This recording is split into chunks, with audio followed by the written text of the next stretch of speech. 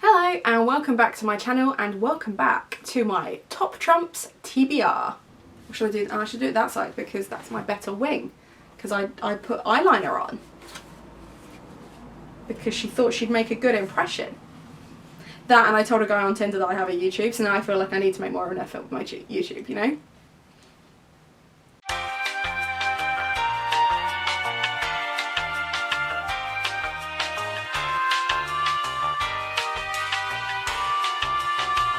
This is where I use a selection of cards that I have lovingly crafted from paper that I stole from my mum and have attached information about books that I would like to read. I will pick out a card and then depending on which category it falls under, much the same way as you would play a normal Top Trumps game, I will pick my TBR for this month. I also have some additions to add because we have Believeathon this month and that is the only readathon I'm doing because I struggle with readathons. So we'll just give it a quick shuffle. The first thing I do is pick out two cards and pick the author I have not read before. Let's see how we go. So the first card is Pat Barker, who I have read before. So I need to pick out a second card, which is A.S. Byatt, that I have not read before. So this month I will be reading the children's book. The children's book is a historical fiction set in the Romney Marsh, which is important to me because I used to hang out there as a teenager. And essentially a writer writes a book for each of her children before she passes away and it kind of unlocks loads of family secrets. I don't know much more about that. Apparently it was shortlisted for the Booker Prize in 2009, so it is an old book with old stories. And that's it, that's all I got for that one. The second category is number of pages, and again I go with the book with the highest number of pages. The first one is The Pearl in the Ice, which is 304 pages, and the second one is Stardust, which is 248, which means I will be reading The Pearl in the Ice, which is perfect because it's a middle grade and it is Believeathon, so that works out nice. So this is one of the books that I bought when I did my independent bookshops of Kent tour, and I went around and bought a whole bunch of books, and I bought this from a bookshop that specialises in children's books, and this was recommended to me I think because Catherine Constable used to live in Canterbury, which isn't too far from where I am, so we were looking for independent authors in independent shops, but apparently those two things don't exist together. It talks about her being like drawn to the sea, so I'm assuming it's going to be a kind of Moana style story but set in the Nordic regions, so that's about as much as I know about that. The third one is Goodreads Rating, so I pick the book that has the highest Goodreads rating? I've been doing this for months. What is up with my mouth? I think my tongue is too big for my mouth today. We are struggling. Okay, so the next one is Goodreads Rating. I go for the book with the highest rating. So we have The Star-Touched Queen. I don't know why I'm holding it like that. It's such a weird way to hold it. First one is The Star-Touched Queen, which has 3.56. And the second is Wicked Saints, which is 3.7. I'm actually really excited about this. I'm excited. I'm excited for that one.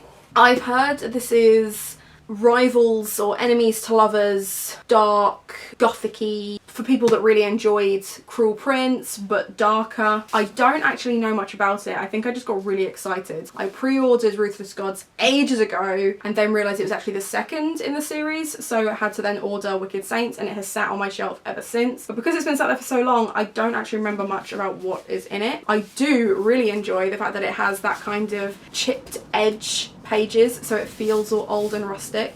Oh, that is just sexy. That is just gorgeous. It's all indented. I wonder if everyone's the same. Oh my god, they're so beautiful. Oh, this speaks to my gothic soul. I might have to set the second one in my TBR as well. Ooh, they are pretty. Is that why I ordered them? Did I order them because they were pretty? It's the sort of thing I would do. Here for it. Okay, we've got phrases like star-crossed romance, monsters, princes, and the scales between dark and light. Colour me intrigued. I'm just gonna put those covers back because I want to keep them all nice and neat. Tidy and clean and dust-free. They are sexy. And the last one, the last category, is cover art. So I put out a Google Doc so that it wasn't just me voting, and people could vote out of 10 on what they thought of the cover art, and then I added up all those answers together and created an average, and that is the score of the cover art. So the first book we have is Queenie, which got 5.5, and the second book is Circe, which only got 4.5, so I will be reading Queenie this month. Queenie is a British contemporary about a girl called Queenie who is struggling with race and relationships and modern day life. It's meant to be really good. I've heard nothing but positive responses from people that have read it before, and I don't actually know what the story is as such, so I don't want to like read the synopsis at you. I feel like that might be a bit of a waste of your time. You could just look it up on Goodreads. But yeah, I've got the hardback copy. I think this is one of the ones I got for Christmas. So this and Ninth House, I think, were the two books I got from my mum. So this is, thank you very much, Mum. I will be adding this to my TBR, and yeah, it's a good one. Okay, as I said, I will be taking part in Believeathon this month. It is the only readathon I'm taking part in. I know that there's Asianathon and the mental health one, and there's a medieval one. I mean, they all seem to be happening in May. I just cannot commit to that many readathons, so I picked one because it was the first one that I'd heard of. Like, I knew of Believeathon months ago, and I had specifically bought books knowing that Believeathon was going to be happening, so I just felt I needed to commit to that one. Having said that, I'm not going to go through all of the different prompts because I am taking a very specific route from beginning to end. It's only over 2 weeks, so I only want as few books on that list as possible, and I know I can't double up, so we're going to do it this way because I am notoriously bad at readathons, and it was just to make my life a bit easier. I will link below Gavin's video all about the Believathon and the compendium and the route that you can take through the map and everything. It's his baby and he has worked so hard on it and should be very proud, and I have said so to him via Twitter because I've yet to meet him in person. I'm just going to go through the locations that I will be visiting and the books associated with them. So everyone starts at Poacher's Pocket Inn. Yeah, Poacher's Pocket Inn, and you have to read the first book of a series. So I have gone with Sal and Gabby Break the Universe. This is about two kids who are kind of polar opposites. One is a tearaway wild child and one is very sedate, hardworking, etc. And they discover a way that creates like wormholes, I think it is, or essentially they break the universe. And the whole book is about them trying to fix the universe. I thought it was great because I need to read more authors of colour, and it was the first of a series. I'm quite excited about that one. The only thing that worries me about this is how hideous this front cover is. I can't, unless this is spectacular, this isn't staying on my shelves forever. But I am excited about the story. It's just, there are some really beautiful middle grade out there, and this is something. This is something. So, anyway. My next stop is The Wonderfuls, where you have to read a book that has a disability in it. And I specifically asked Gavin if this counted because I really wanted to reread this. I am reading The Pig Heart Boy by Blackman. Again, another author of colour, so I'm really excited about that. But also, this is a book that was turned into a TV series by the CBBC, I think, and I watched it as a kid. Really, really heartfelt story about a boy who needs a heart transplant and he gets his heart replaced with a pig heart and kind of everything that entails.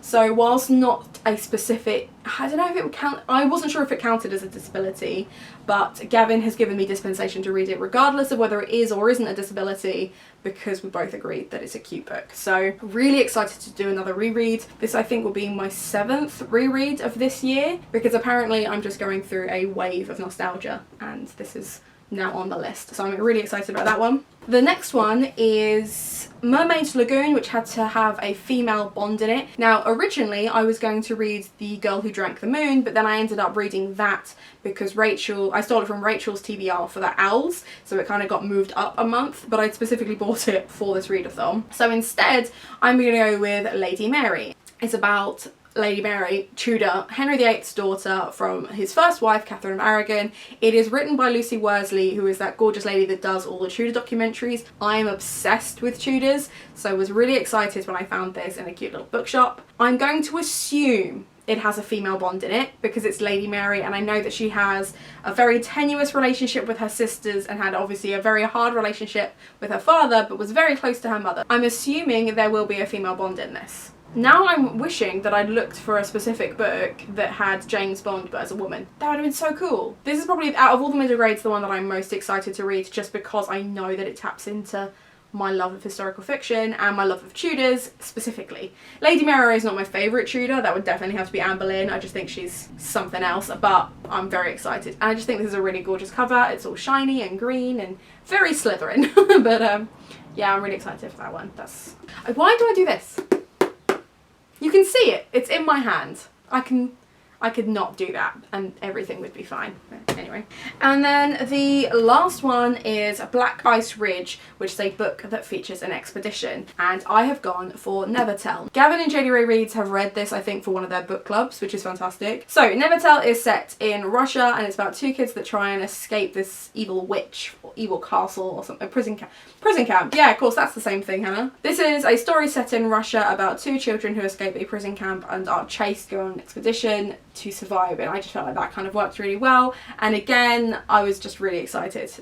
Out of all of the books, the middle grades, I'd probably rate these two highest. This one in the middle, and then this one is probably at the end just because the front cover. The actual story sounds great, so hopefully it means that during Believeathon I will end on an upswing. I mean, equally, they might all be amazing. How great would that be? So anyway, I'm also adding 3 more books to my TBR because why not? I read the first 3 books of the Mediator series in April. Forgot what month it was. So I will be reading the next 3 in May, which brings my total TBR up to 11 books, which is only 2 shy of the number of books I read last month and double any other month I've had this year.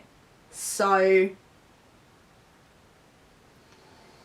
here's hoping that I have the time, because it's a lot of books. But I mean, it's a nice selection. Thing is, what I like about my TBR, especially doing the top Trumps thing, is it means that I can put books in there that I wouldn't necessarily usually reach for, or if I'm not sure. I spent the last 2 days wondering what my TBR is going to be about and trying to pick up books, having finished The Owls and not knowing what to start, and I realised that I need a TBR to kind of direct me. I know a lot of people are mood readers and they'll just pick up whatever they feel like it.